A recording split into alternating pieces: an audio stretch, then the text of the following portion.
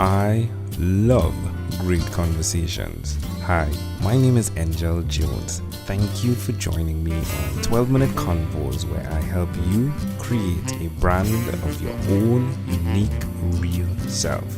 Listen in as I have conversations with amazing people from all over the world.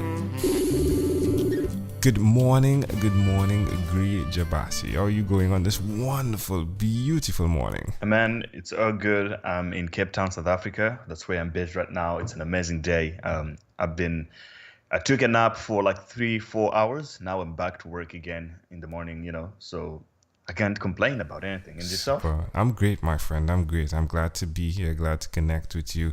Tell us, what part of the world are you in right now? Cape Town, South Africa. Yeah, Nice. an amazing city. I don't know if you've ever been there, man. It's incredible. Let's definitely organize something. Let me get over there. I'm on the plane right now. Sure, you have a jet, my man. I like it. Love it. Yeah, well, great. Please do tell us which of your talents is responsible for us connecting at this time. Should be my podcast, You're a should be my podcaster. podcast Yeah, for sure. podcaster, family podcaster. Tell us about your podcast, please, from the name and what you offer there. My podcast is the Grey Ave podcast, the Grey Avenue podcast, you might call it as well. It's on iTunes and SoundCloud and all these other places. Basically, it started off as a selfish idea to catch people, like a catch. Everybody got a catch. I'm a self-taught man. I basically teach a lot on my own. I teach myself stuff. So the idea was, how do I get the best people in a different subject to learn from them? So one way that I used to do it was just to approach people. I would just walk up to your office. You are the CEO of a certain company. I was literally just knock in and say, look, I have a few questions for you. And that's a little awkward and it's difficult to do. And it's so limiting in terms of where you can go, because I'm living in one city. How am I going to reach somebody who is 3,000 miles from here? So I was like, okay, I can create a podcast and then I can talk to all these people across the world. And it's easy to catch people, because I'll be like, if I holler at you to say, do you want to spend 2 hours with me, then I can ask you questions. You'd be like, you don't have time. But if I tell you that, okay, I have a show, a podcast, would you like to come on and talk about this subject? More people are more like, yeah. So I've talked about different subjects, especially what I'm interested in, more future looking. I'm an entrepreneur. I love technology. So it surrounds those kind of subjects. I've had people like Susan Bennett, who is the original voice of Siri. I've had Ed Milet, an incredible entrepreneur. I've had Ivan on Tech, who is a killer guy in the blockchain and Bitcoin space. And, I'm into Bitcoin and blockchain technology myself a lot. So there are a lot of podcasts as well on that subject. Amazing. Well done, my friend. I love, it seems as though you are a go-getter on every avenue, pun intended. Man, I'm a hustler, man. That's all I have to do. I love the hustle. I love creating value. I love connecting with people. I just like to see things happen. That's what it's all about to me. Yeah. So who did you learn that skill from? Is it like in your family or a friend, or was it something that you just became? That's a good question, but I think it's probably a lot more innate. But the base of it is just like, I like learning. Number one, I like learning than anyone else. So I think that's part of most of my drive. I like learning new things. I just like to know. And the way I'm aggressive about learning is like, if I really want to learn something, I just want to get into it. But it has been shaped by a lot of people around me as well. The same people that I'm like, okay, I would really like to talk to this guy. I would find that those people, they have that kind of drive, that makes them just be go-getters about stuff. So it's just been people that I usually aspire to be like, or I talk to, and just trying to create value, be a man of value. I think that's also an important aspect. Yeah, I totally agree with you. So you've been doing this for a bit. You definitely have felt the brunt of the pain that comes with being an entrepreneur, and that added as well a podcaster, right? I mean, there are the ups and downs. Ooh, we both know that. My question is, why will you continue on this journey in spite of all that? It's possible, you can, the obstacles. Yeah, why will you continue in spite of the obstacles? I don't really see why I shouldn't do it, because let me tell you one thing. My podcast has opened a lot of doors for me.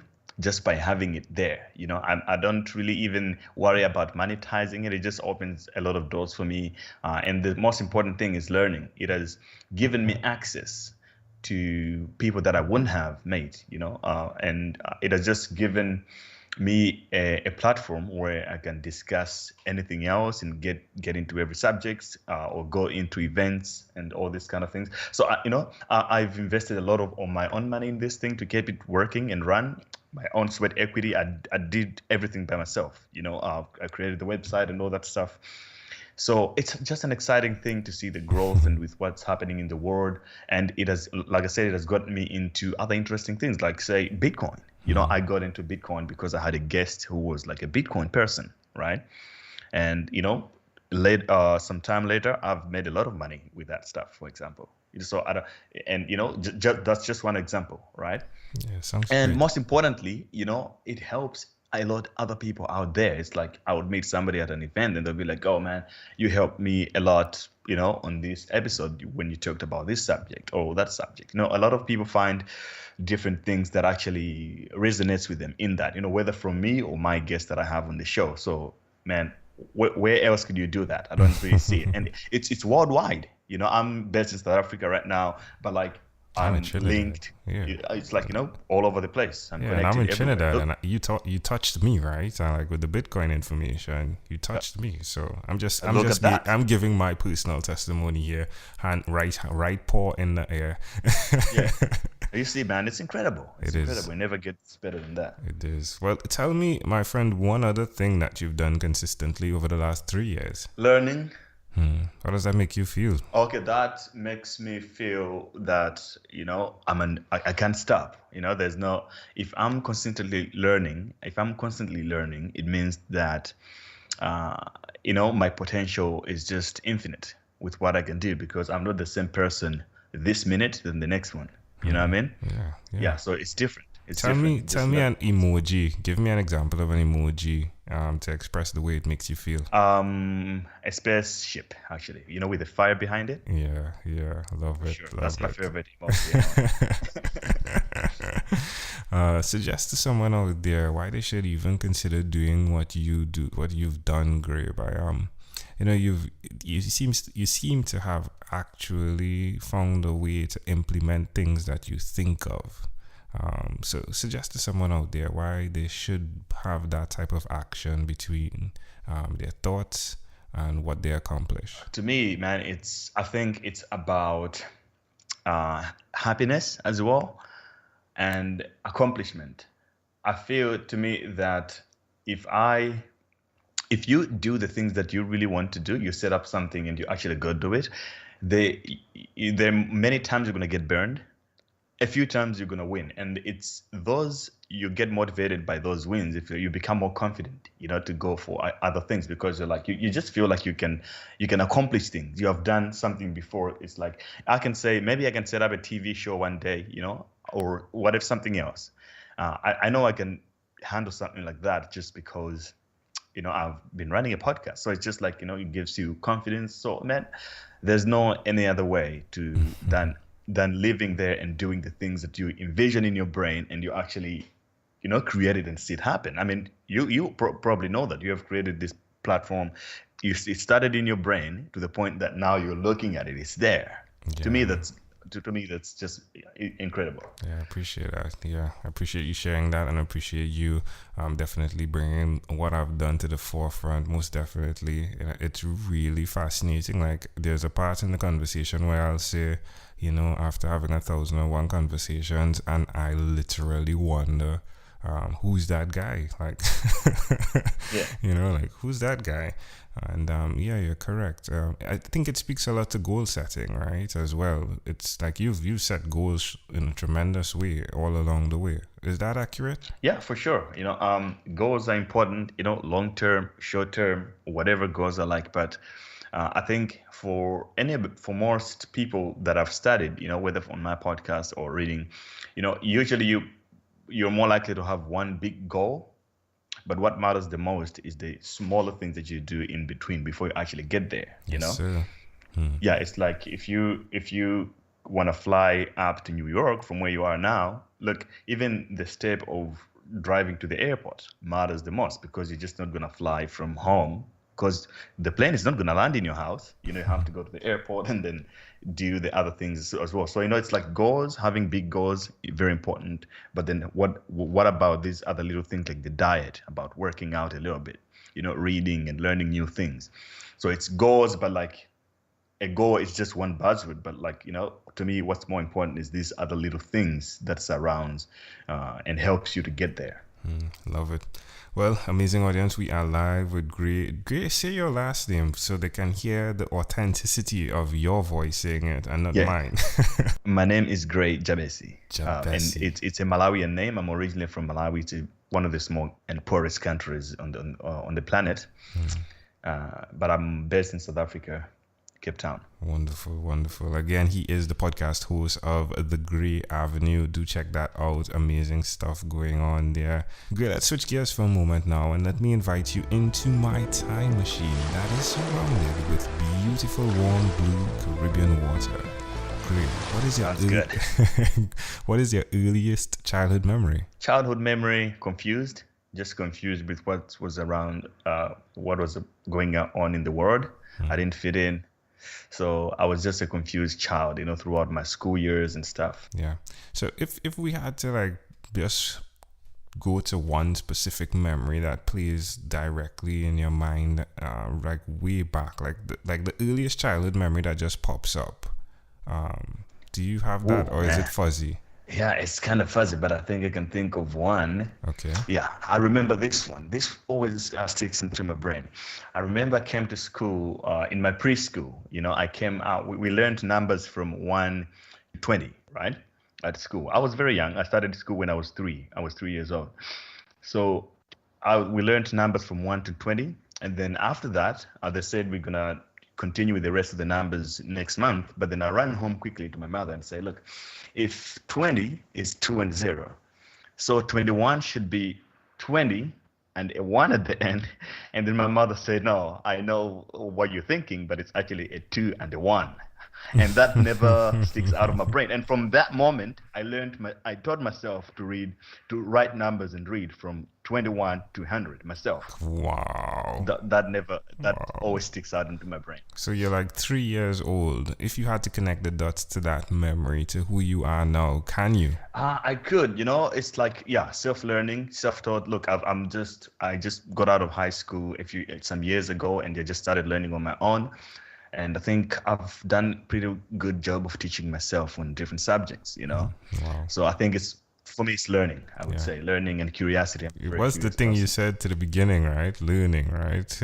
Learning being your strength. Well, can I offer an interpretation to the thought picture you created in my mind? Sure. I love the idea that, yes, you did find a way to teach yourself, but I love the idea of your mother being in that particular scenario to activate something by helping you understand the truth of the way it is, and just that one move and the importance of that one move. And I think it can be echoed throughout your entire life. Like, you're learning things by definitely being there and interpreting it for yourself, but the coach, if you would, the entrepreneur who's doing it, the one person that just needs to connect, this is how it looks on paper, but your mind then processes it in a different way that makes it permanent.